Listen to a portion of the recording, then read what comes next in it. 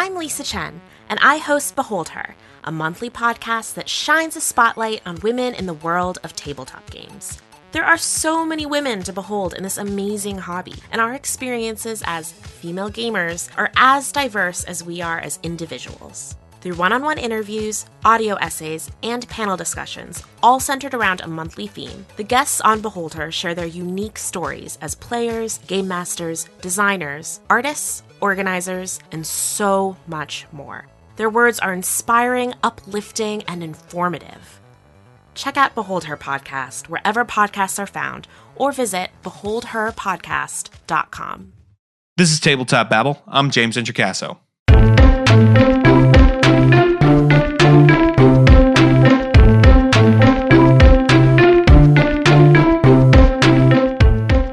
Today on the show, I am talking with some Nerdarchists, Dave and Ted from the Nerdarchy Network. We are going to talk all about how YouTube works within this crazy world of D&D. This was such an interesting chat with some people who have been doing this successfully for years. They also have many, many arms to their company. They're making game content, they live stream, they blog, they have all kinds of awesome stuff. So here is my conversation with Dave and Ted from Nerdarchy. Great dudes. All right, everybody. Now I am here with two giants in the gaming industry. Super excited to talk with them and have them here today. Let's go around the table. Why don't you let people know who you are, what you do in the world of tabletop role-playing games? Dave, let's start with you. I am Nerdarchist Dave, and I am basically one half of Nerdarchy. We've been producing videos and content on the website now for the past 5 years for Dungeons and Dragons, and sometimes we talk about other role-playing games as well. Yeah, I am super duper excited to have you here, as I am excited to have Ted, who might be the other half. Ted, why don't you introduce yourself? Indeed, I am Nerdarchist Ted. When you said there was giants in the gaming industry, I'm kind of looking around for the other guests that are the giants. But as Dave says, we're Nerdarchy. We primarily talk about role-playing games over on the website. It kind of stretches into a little bit more broader on the nerdy topics, board games and what have you. We've been playing tabletop role-playing games for, more than 2 decades together. Dave's got a longer history than I do, but we love gaming, and that's what led us to create the YouTube channel and the website. You guys are personal heroes of mine. It's awesome to see what you're doing out there, and you're positive about gaming. And it's one of the reasons I wanted to have you here today, because I am excited to continue to help spread the word about how great Nerdarchy is. So why don't you all take me back to how Nerdarchy started? How long ago was it? And, who had the idea? How did this crazy thing come about? Perfect. So as for who had the idea, neither of us. I used to spend some time trying to extract money from the internet, and I had a mentor in that, and he had always said, "Hey, you are a dungeon master. You should talk about D&D, and you should make an internet business based around that." And I was like, nobody cares about that. No one wants. No one would be interested in that. And then my brother had moved back to New Jersey from New Mexico, or was going to be, and he wanted to do something in the nerdy niche. He was thinking maybe like indie board games or something, and I'm like, it's not really my thing. And then we kind of just like started with this idea of Nerdarchy, and we just thought it would be like a really more generic thing than it turned out to be.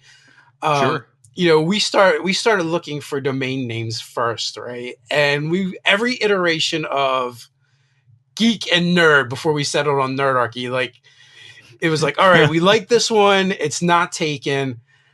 And as we started the channel and started talking about stuff, the audience kind of guided us. It wasn't long though before we got started that we invited Ted and Nate to join us. There was actually a handful of very, very early meetings. I don't even know whether you guys had filmed anything before you had extended the invite to me, for those of you out there in internet land, some of you might not be aware that Dave is actually my brother-in-law. He married my sister. So we've got long history to go with that. But we started saying, like, okay, where do we want Nerdarchy to go? We were talking about Dave says broad spectrum type stuff. So we were thinking like, we'll cover RPGs, LARPs, board games, what have you, and the more areas of knowledge that we have, the better that's going to be. So we talked to a couple different people. Some were interested, some weren't. Nate was brought on board. Nate and I LARPed together for a long time. So that would be, two people that would have the ability to really get into a side of it that, Dave and Ryan with no experience doing that, we would be able to, kind of have that, master / apprentice relationship. But we never really got to go in that direction because, as Dave said, the fan base really latched on to whenever we talked about, role-playing games specifically. It's cool to see that because I do see companies, that make and talk about nerd stuff. They sometimes, at least in the past, it's not happening so much these days, but even when you guys were getting started, right? This idea of like, we're going to talk about this. And then it's like, oh, well, this doesn't get the clicks or this doesn't get the content. Sounds like it went the opposite way for you all, right? That you were like, we are going to talk about role-playing games. We'll try other stuff. And people were like, no, role-playing games. Give us more. Yeah. And also we had a nice coincidence that occurred soon after we started. Like we were, 6-7 months into this and 5th edition launched, the basic rules, the SRD rules that they put out for free. Mind you, we really didn't commingle our online lives with D&D at all. And I wasn't even aware that they were making a new edition of the game. We had moved away during 4th edition and had started playing some other role-playing games. And we, at the time, we were playing a lot in Mutants and Masterminds and using it for different genres. And I was just like, I saw it online one day and I reached out to the other guys. I was like, hey, I guess we should maybe look at this and talk about it. And we're like, oh, wow, we really like this. This really does speak to, the previous editions that we really enjoyed, 1st and 2nd, and the great things that were from 3rd. And then, as we started talking about it more, that's where we found there was a huge appetite for it, which worked out great because, it's our favorite edition of the game. Absolutely. And, kind of in line with that, because we dove so heavily into 5e, deeply exploring, the books as they were released, deeply exploring even, the basic rules type stuff, sometime later, we were kind of given the moniker of like, we're the 5e guys, even though that's not, where we started or, even intended to go. Do you think playing a game like Mutants Masterminds is great, but it is also crunchy, right? You can do a lot. There's a lot of different flexible rules that cover a lot of ground and stuff. Do you think the fact that you were playing a game like Mutants and Masterminds before you got into 5th edition has helped you with your analysis with stuff and, breaking down some of the rules and that kind of thing? Because you all do a lot of different topics within the world of Dungeons and Dragons. And some of those things that you talk about are very mechanical. And your analysis is great. So do you think that has to do with your background playing some crunchier games like that? It does. But if you think about it, the Mutants and Masterminds is derived from Dungeons and Dragons, right? Mm-hmm. It was a 3rd edition spinoff of the OGL. So, that actually was one of the reasons when I was looking at superhero games that I decided to play that game. It was like between that and Champions, I was like, well, I already know D20, so I'll go with this. And I will say, though, a game like Mutants Mastermind is very front-loaded. After you start playing, it actually gets a lot easier. But right. Yeah, but I think what helped us the most is actually playing through all the editions of the game. And I find that's what people seem to like is when we refer back to earlier stuff and kind of like compare and contrast. I think, as Dave says, knowing the older editions as well as, having a wide plethora of games that we have played, that gives us, more of a foundation to really analyze, the rule sets, come up with our own house rules when need be, and be able to talk about with confidence, look, I think this is a good combination, or, these are our recommendations based off of, decades worth of gaming. The expertise, right, comes with the fact that you've been doing this. You had your 10,000 hours, basically, when you sat down. We're old. I think what you're saying is we're old. But I'm really interested in this because, Dave, you and I have talked about this a lot, right? I see a lot of love for Twitch and streaming, which I know you have also done on Nerdarchy, but I know that a large chunk of what you've done is YouTube stuff as well. And I feel like there are lots and lots of people going to YouTube. I go to YouTube all the time to watch you guys and to get advice from other people, and no one seems to be talking about it as much. Do you all feel that way? Like, hey, we know people are watching us. We're watching our numbers go up, but like, where's the love? You get a little bit of that because, literally, I think like an off day for us is like, oh, only 13,000 views today, on the channel as a whole. We average 500,000 views a month. Mm-hmm. A video for us, if it's done terrible, is like 2,000 views. It's like as if we didn't even do anything. So yeah, it is a little odd because of like Twitch streaming is getting so much attention now. Mm-hmm. And then you go and look and you're like, oh, there's 10 people watching that stream. Yeah. And that's pretty common. And then they back up everything up on YouTube, and I'll see those streams go through my feed, and it's like 6 hours ago, 0 views.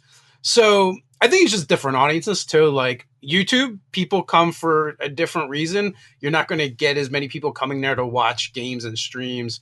And Twitch, they really enjoy the live experience over there. We've discussed and even tried out, doing a little bit of Twitch. We wound up doing, simulcast to Twitch and to YouTube, and, they wound up, causing a major slowdown on a lot of different things. So like we decided, look, Twitch really requires you to put out a lot more content. You need to be live more and longer than what we do on YouTube. And we just felt like, look, we've already established a YouTube audience. We've already built a foundation here. Why do we want to tell all of our fans, hey, look, we're going to go to Twitch, first, go over there. If they're not Twitch people to begin with, really didn't feel that was, going to be true to our fan base. So can you all chart your journey for me a little bit here? Because I know you've got the website that has awesome blog articles. You've got YouTube, you put out supplements that you also design. So like chart your journey for me. How did it start, and how did you grow this massive headed hydra that is Nerdarchy? All right. So a lot of it is like, imagine you move into a new house and you get up to go to the bathroom in the middle of the night, and you bump into a lot of walls. That's what the journey's been like. I was expecting you to say, like, especially with the website, your foot falling through the floor. There's a lot of technical skills with all of this that we've had to learn along the way. I think we've been very ambitious with what we've done, because we've always tried to grow as a multi-platform base. And each platform requires its own skill sets. It requires you a different level of mastery of that particular craft. Like early on, our Facebook outstripped our YouTube by a lot. And people really didn't understand that, because they're like, well, if you're on YouTube and you're doing YouTube stuff, then people will go over to your Facebook. But that's not really how it works. It also is why you can't build Twitch the way you build YouTube either. It's its own thing, but the reason why we always wanted to grow across multiple platforms, and ultimately especially have our own website was because you don't own any of those platforms. At any given time, Twitch can kick you off, YouTube can kick you off, Facebook, Twitter, all of them could say, we don't like you. They don't have to give you a reason and just remove you. So we always decided we would have our own piece of real estate online that was ours, no matter what anybody else said, as, almost like a safety net, but also too, like, we like the written word as well. So it just gives us an opportunity to reach out to different people, because not everyone wants to watch a video, believe it or not, or listen to audio. Some people like to read, amazingly enough, even in this day and age. And some people don't like those either. So, that's why we like to try and communicate with people different ways on different platforms. So, with the website initially, we started, all of us were writing regularly, and, we just divided up, Monday through Friday, and, someone's got to take care of it. If somebody didn't get a day, like, we were writing, every day, 5 days a week, and, putting out content without really having, this large presence to, draw people in or have people even be aware that it's there. So I'm certain that there's, articles that, they just kind of fell to the wayside. Maybe some of them have been, come up in search with the website having grown as large as it has now. We're between, 45 and 60,000 views a month on the website, which is, fantastic.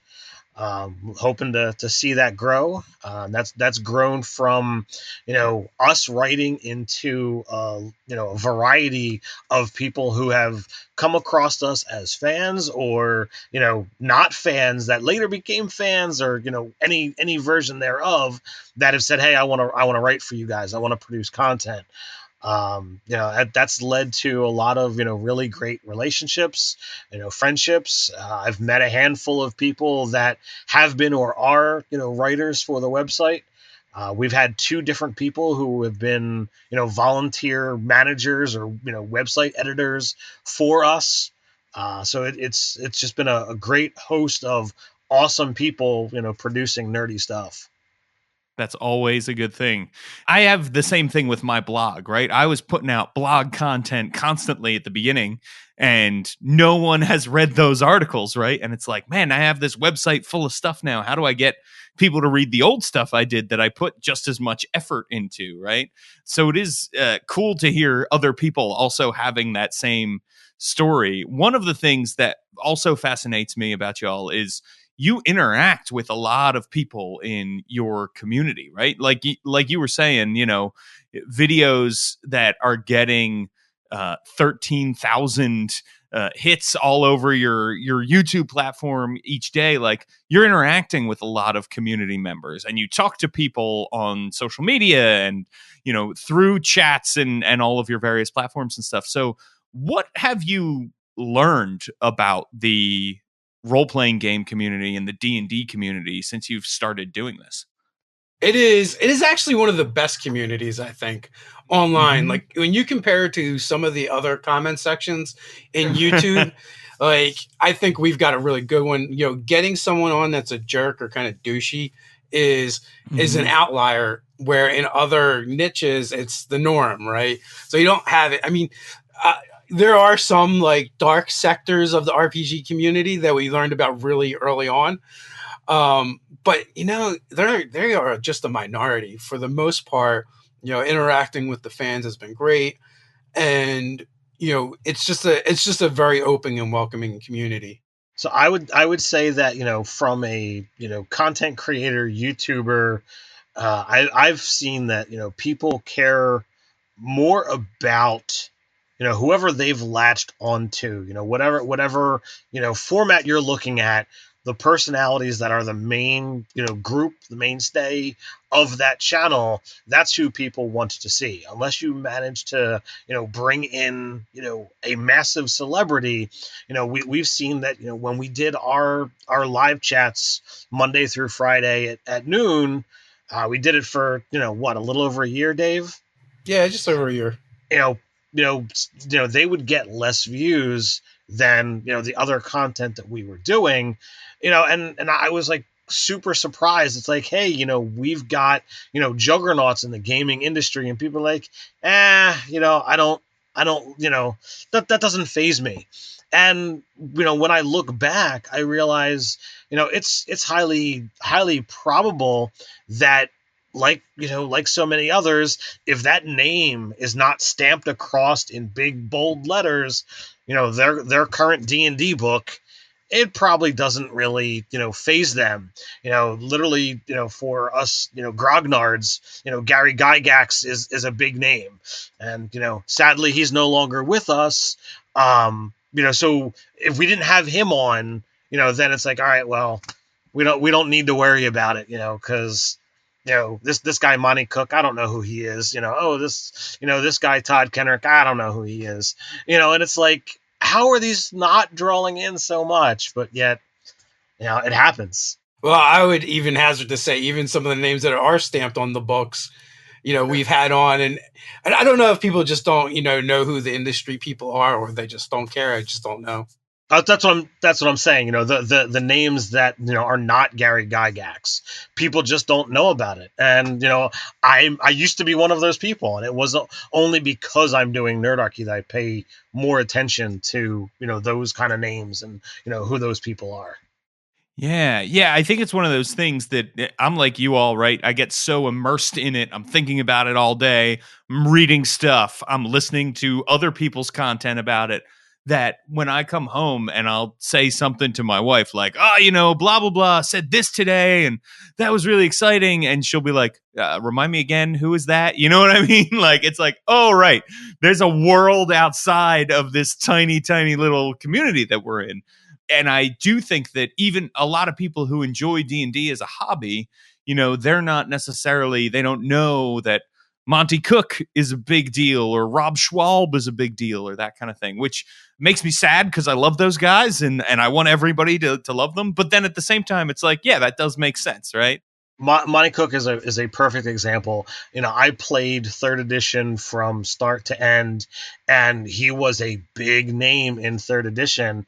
And when Dave brought it up, like, blah, blah, Monty Cook, my first reaction was, well, who is that? And he's like, go over to that shelf over there, grab one of your 3rd edition books. I'm certain his name is right there. And I felt like a fool, because I'm like, to me, it wasn't something to register. And, that's, to me, what points out to, the generic, YouTube watcher, that no, they're probably not going to know who these people are. She really, even if you think that they don't need an introduction, they do. I think I genuinely got angry at Ted and Nate when I told them that Skip Williams was going to be on, and they didn't know who that was. I'm like, Skip Williams, he was the original freaking Sage. Yeah, there was a lot of anger that day. That's hilarious. So we're talking about your streaming series when you were having people on. You also had some small time folks like myself on, which I very much appreciate that as well, that you were, boosting up the community and stuff. Can we talk about David Harbour for a second? How did that happen? How did you guys get David Harbour on that show? I still don't know. No, like, it was crazy. Like, so it started with, we gave away a trip to Comic-Con at Sea, basically, the fantasy cruise. And the Stranger Things cast was on, and they did a panel. And I didn't get the chance to see the panel live, but they recorded everything and played them on the TVs in the cruise, right? In the cabins. The fans of ours that won the contest, one of them asked a question about, hey, do you kids play Dungeons and Dragons? And they're like, no. And then, David Harbour pipes up and goes, well, I play a game every week. And I can run it for you guys. And it turns out it was in the past that he had run it or whatever. But, so when we got back, I had tweeted at him and I was like, hey, do you want to come on our show and talk about D&D? And he did. And I was like, well, I was not expecting that. So he came on, he's like, hey, I can give you 20 minutes. And then, then I got to bounce, and he was on for 40 minutes. Yeah. So it was really cool to see that the conversation went well enough that he didn't ripcord out early. And it was just cool to have someone of that caliber on. And Nerdator Doug, jokes that he got the Nerdarchy bump because it was soon after that he was announced for Hellboy. Oh, there you go. I don't think they're related, but it was really cool to have him come on and talk D&D with us. Yeah, we've joked around that it was like, all right, they gave us the 20 minutes in case it was like a crap interview and he needed to get out of there. He had that time limit set up, and when he realized that, okay, this is not, something weird and, stupid, that, he actually really got into the whole thing. It was a really great interview. We we talked about like, we should D&Dize Sheriff Hopper and how awesome that would be. And he's like, oh, if you do, totally let me know. He was very concerned about the hit points. I think that was that was the thing he was talked about the most. Well, I mean, he said that he was like heavily playing during second edition, and second edition has that that harsher rule about death and what have you. So hit points is a really important thing back then. So I totally understand. Hey everybody, I just wanted to take a quick break to let you know this podcast is brought to you by D&D Beyond. And if you're not using D&D Beyond for your D&D 5th edition games, you really should be. It makes everything so much easier.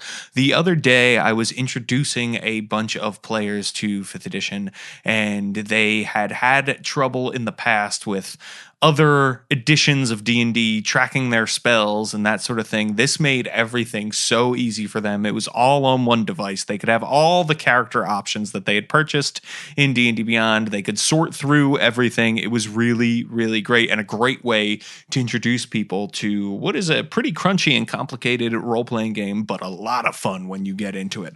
So go check out D&D Beyond. You can put your own stuff in there. There are always sales deals going on. They are always changing and updating the platform. They even have a roadmap you can check out to see where D&D Beyond is going. So head on over to dndbeyond.com to build awesome characters, awesome campaigns, and get great advice. Awesome articles from so many people. Go check it out. All right, back to the show. Well, I know you guys, like you said at the beginning of this, you love 5th edition. It's your favorite edition of the game. What is it about 5th edition D&D that you love so much? 5th edition made me realize all the things I hated about 3rd edition and didn't even know it. And what I missed from 1st and 2nd edition, to be honest with you. 3rd edition kind of like rule for everything. And 5e went back to more about rulings over rules. And like the things that, like, there's a lot of things that were really cool about 3rd edition, like adding in skills and feats, but like it went too far. And like it was all these like microtransactions that really didn't mean anything until you piled a bunch of them up.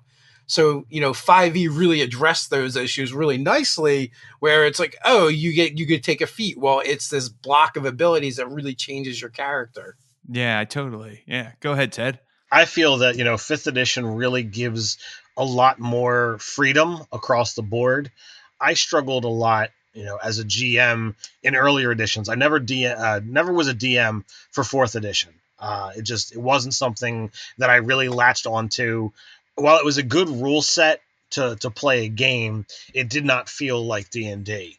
But I DM'd a little bit at the tail end of 2nd, and I DM'd through 3rd. And I really can't tell you where the idea of the rules lawyer ever coming from.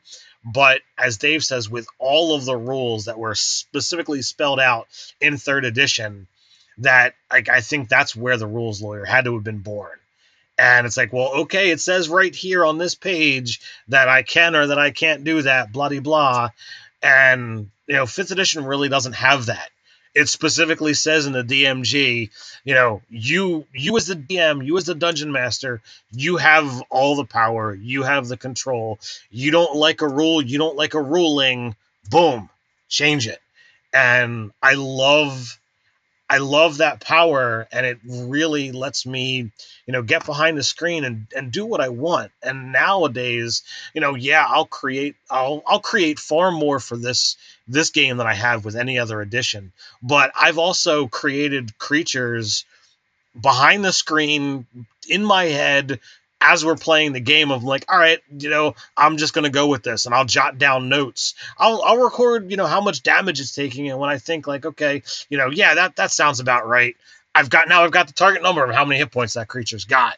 And I'm able to, DM without having to spend hours and hours of prep time. And I love it. I enjoy being behind that screen and improv GMing. And I don't think earlier editions allowed for something like that as easily as 5th. Yeah. I mean, I 100% agree with that. I think that one of the things that 5th edition has made easy is improv. And also then, like, I feel like we have this whole new explosion that goes along with that then of players learning that they can improv, right? That, like, I feel like some of my players are just starting to figure out, like, oh, you don't have as much stuff planned so that I can do whatever I want, right? And we'll figure it out kind of as we go, which I think is great.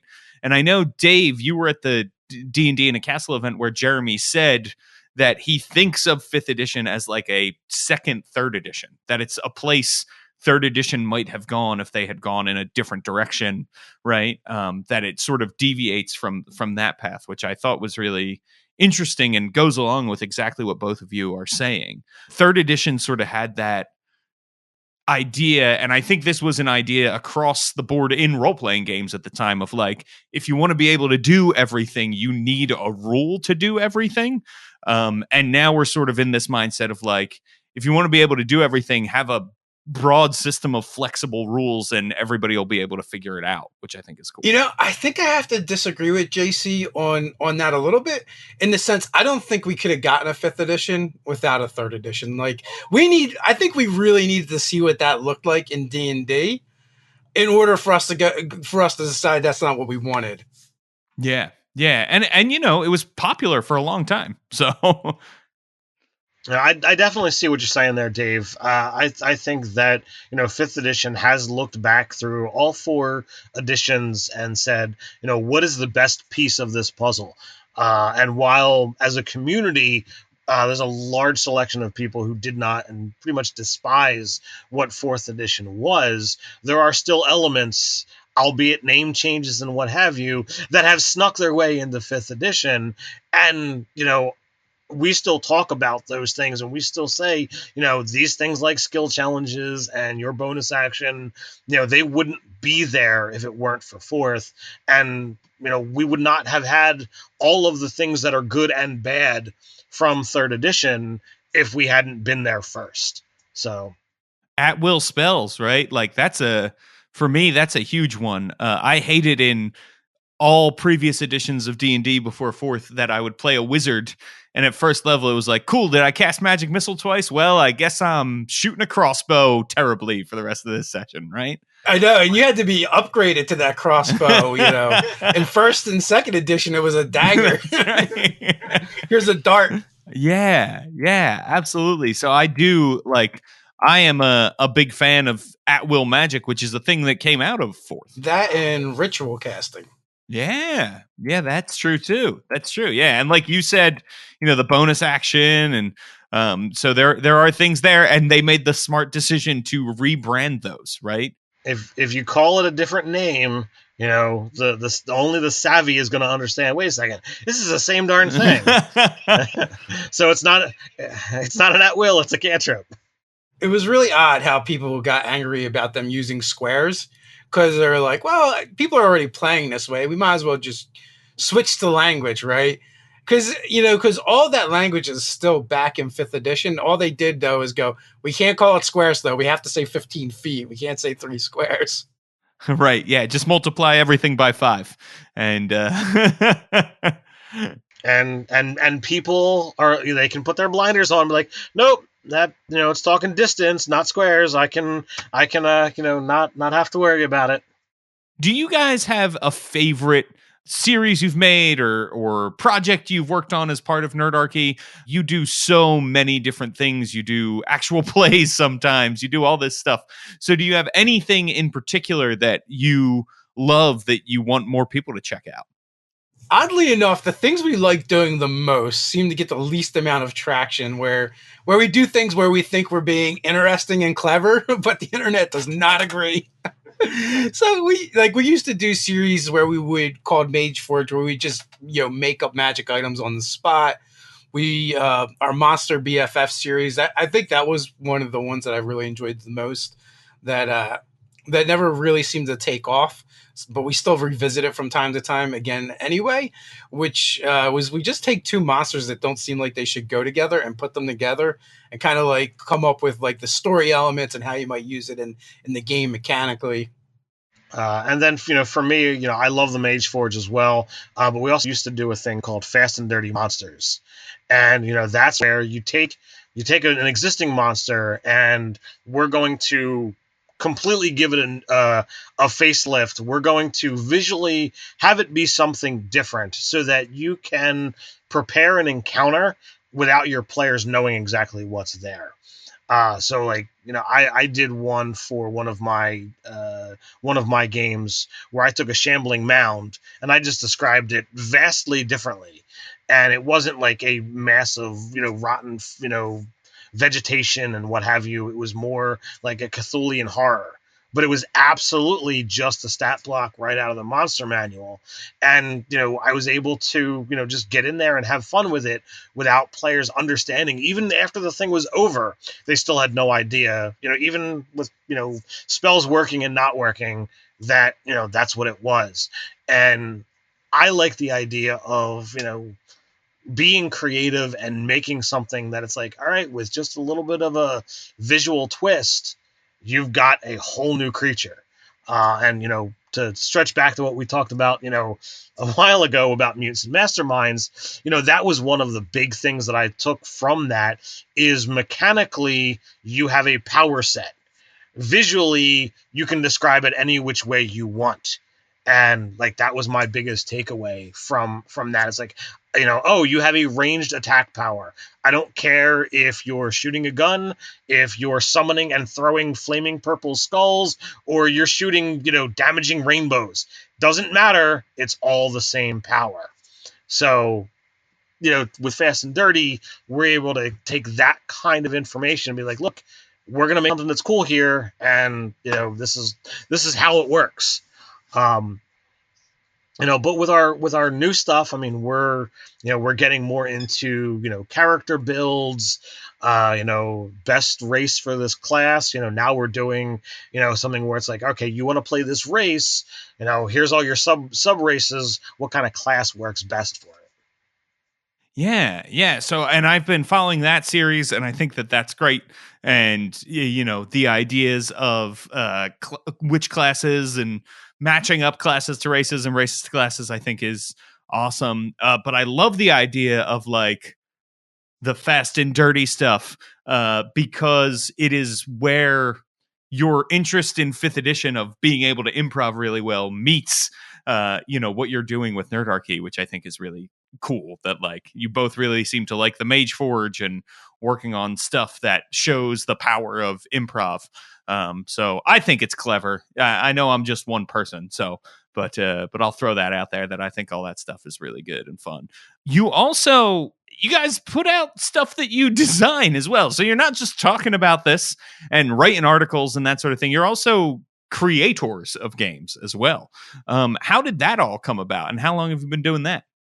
So, I mean, we always knew we were going to go down that road eventually. We just waited to do it because we felt like it was smarter to build an audience, and in order to have these things to show. And also, too, we wanted to see what they liked and what they'd be interested in as well before we started creating. We've done like 2 different versions of this. And one is where we actually make the stuff ourselves and we put it on our Patreon. And we've been doing that for a few years. Then we kind of moved into this area where we would create stuff on a video. And we do these videos that had a lot of room for player options, DM options, and kind of miscellaneous stuff as well. And then we would take those videos and we would send them to a writer and be like, hey, why don't you watch this video and see what you come up with? And we've done a bunch of them that way too, which has been a lot of fun to kind of see our ideas get re-envisioned. So we've done it from both angles. And, over on the website, nerdarchy.com, we have a store section where, people can get access to that stuff. We have a Patreon where we put up new stuff every month. And anywhere from to 10 to 30 pages worth of content goes up to the patrons for a couple bucks. They get it first, they get it for less, and then after it's been at the patrons, after it's gone to the patrons for at least a month or so, we ship it off to the website. And we've done new rule sets, we've expanded on uses for hit dice. With our Heroics to Hit Dice product, we've done fantastical mounts, which is just cool, weird beasts that players can use as mounts, or maybe your druids might want to wild shape into them. We've done Secrets of the Vault, which is a compilation of our Mage Forge stuff.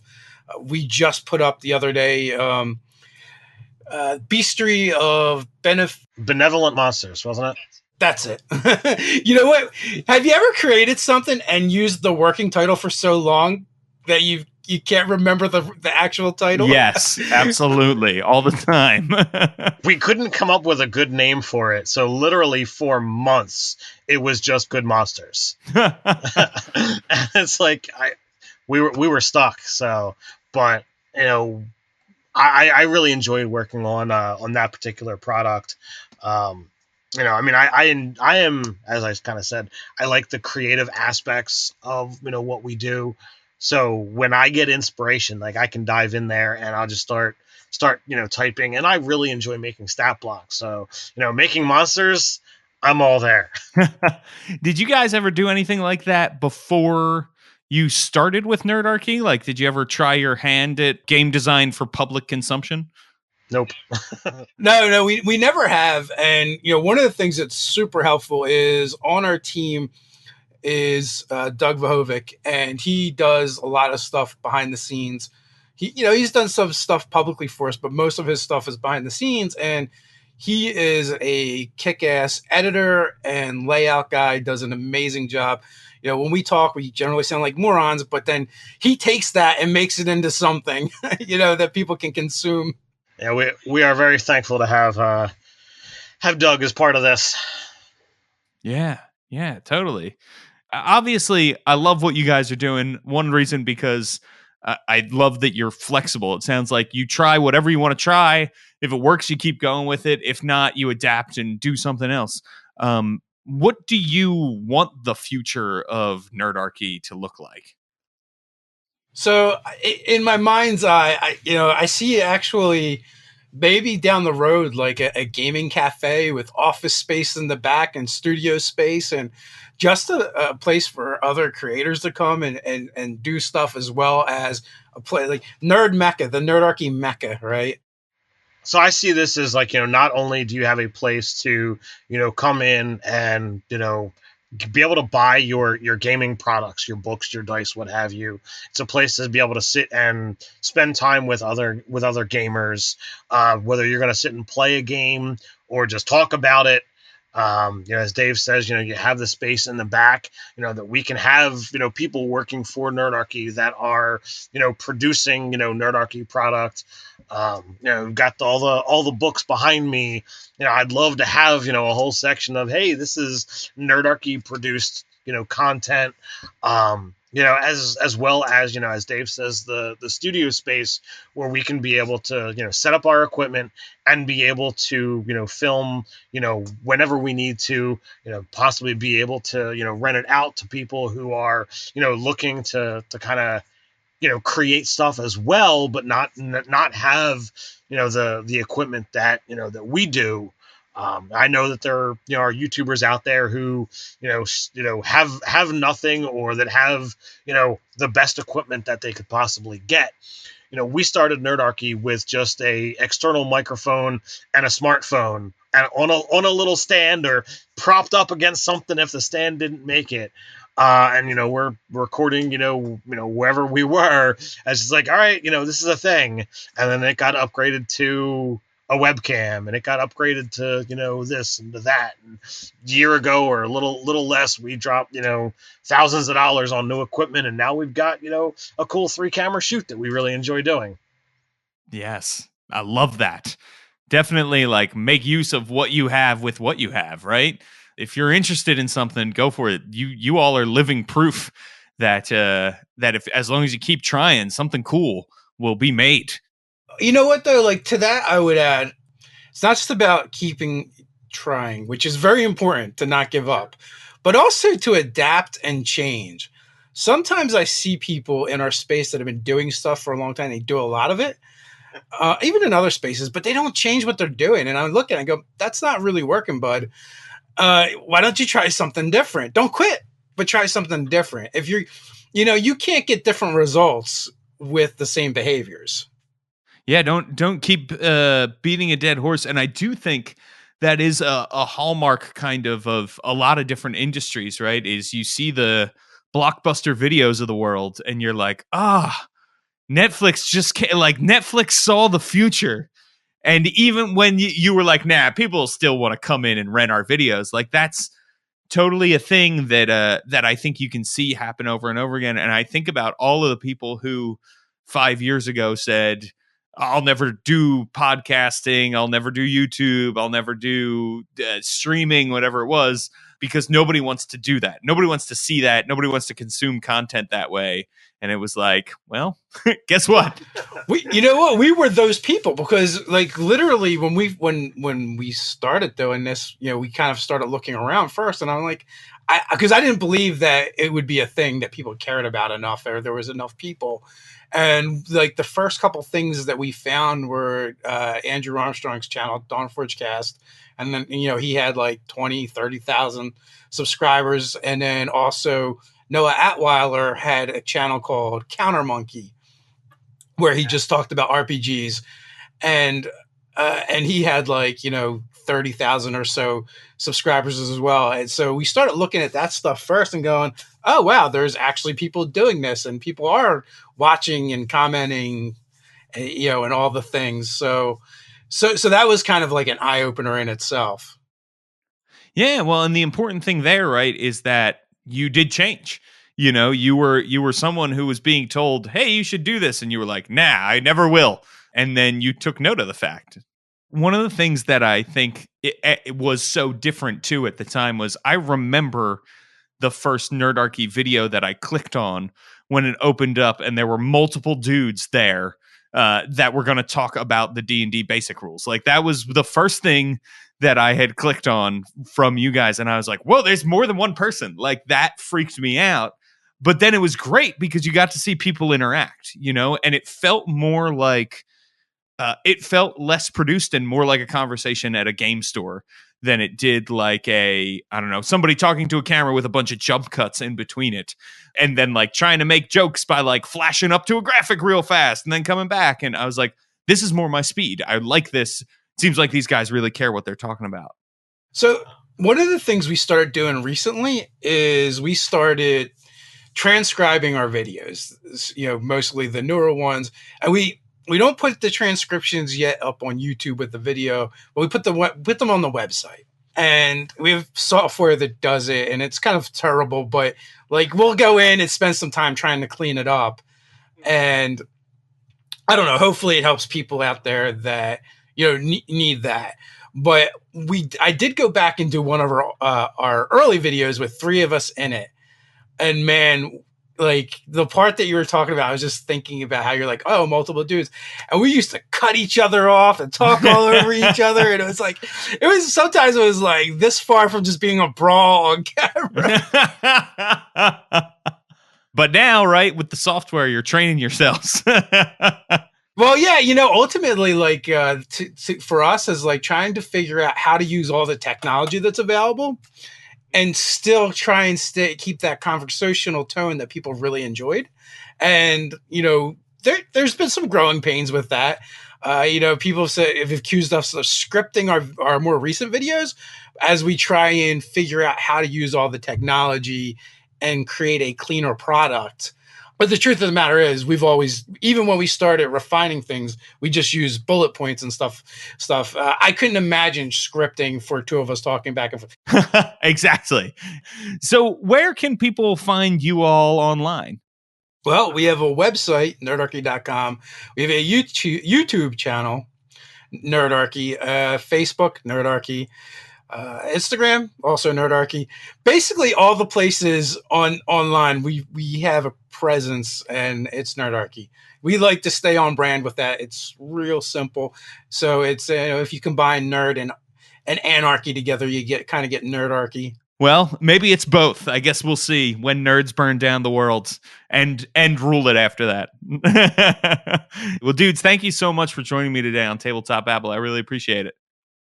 That was a great interview. Thank you so much to Ted and Dave. You are definitely going to want to check out their stuff. So head on over to Nerdarchy on YouTube and all of the other social media platforms and websites, and you will definitely find them there.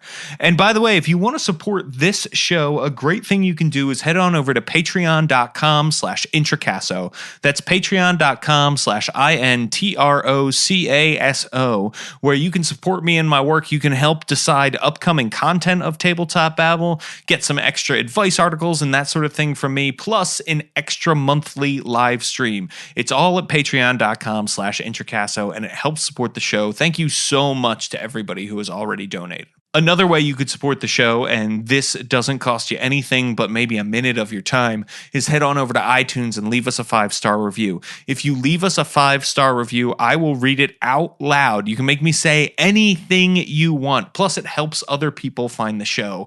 Even if you're not using iTunes, odds are the podcatcher app you are using is using the iTunes algorithms to rate and recommend podcasts to you. So go make a free iTunes account, give us a rating, and then rate all of the other podcasts you love. We will so appreciate it. Also, I want to share something awesome that has happened today, the day of this podcast launch, and that is that Redemption is now part of the DSPN family. What is Redemption? It's an amazing actual play podcast where they play a Star Wars role-playing game. It is fun. It is heartfelt. It is very funny sometimes, and it is very dramatic and gripping many, many other times. So go check it out. You are really, really going to love Redemption. I know Rudy and I do.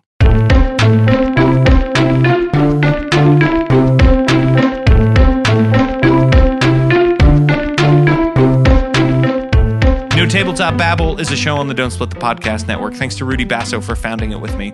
Our theme music, which you're listening to right now, was provided by Battle Bards. Don't forget, RPGs are like sex.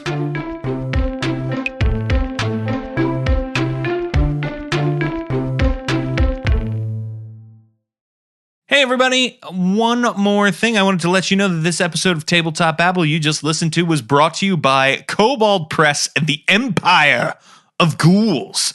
The Empire of Ghouls is Kobold Press's first 5th edition campaign, and it is kickstarting right now. Not only is it kickstarting right now, it is over 400% funded right now. You are definitely going to want to check this out. There is so much awesome going on in the Empire of Ghouls. We're talking levels 1 to 14, taking your heroes deep into the realms of undead in the Midgard campaign setting. You can explore a kingdom of terror and bloodshed ruled by vampires, and far below the earth in the Underdark, an empire of mighty, mighty ghouls. This 5th edition campaign will include a new Underdark lore book, as well as tons of undead, magic, and more. Plus, it's 2 books, an adventure book and a player guide. Go check it out. The Kickstarter is live and ends Friday, May 31st. It is awesome. It is so, so cool. So you are definitely going to want to check it out.